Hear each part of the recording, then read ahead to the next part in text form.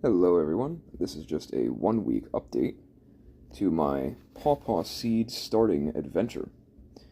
Now about a week ago, in 1019, I started a bunch of these seeds here. I separated them too, so this is all from the KSE varieties, and this is just England's orchard mix. I put them in a Tupperware on the bottom, the two layers.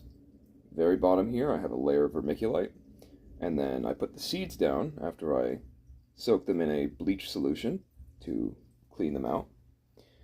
And then on the very top, I dressed the top with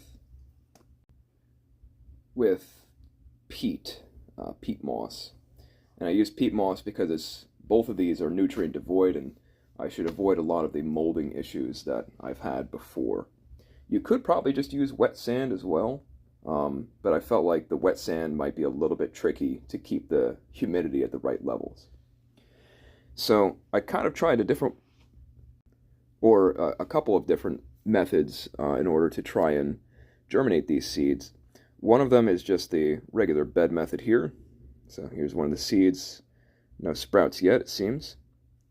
And the other I've seen online, some people had pretty good success with using a bag. So I figured I may as well just use both in the same area since I have the space. Now, one advantage to the bag is this is probably going to be a lot easier to take out once they germinate. But I am very interested to see how they compare in germination rates. It's pretty wet in that bag, and I think the temperature might be a little bit more consistent in it.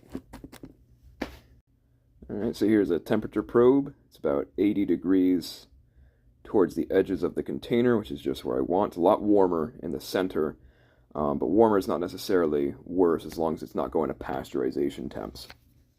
It can get pretty cold in my basement, so I had to double layer these two different heat mats, and they fit pretty well underneath this. The only problem is they don't quite go all the way to the bottom, so the lips here end up getting a little bit cooler. There was around 350 seeds per pound, and I got 2 pounds, so altogether there's about 700 seeds in this Tupperware. As the seeds sprout, I'm going to start putting them into these Rootmaker 18-cell trays. You can see the shape of this is going to prevent a lot of that root binding that can happen, which that deformity seems to be particularly dangerous for pawpaws. Now you might be thinking, isn't this a little bit short for a pawpaw? Yes, it kind of is, but those extra couple of inches really don't matter in the long term. Once you put them in ground, they're going to be fine. And I'd rather have a dense fibrous root system with no circling than a slightly longer taproot, but it's trapped and waterlogged and has a bunch of other issues with it.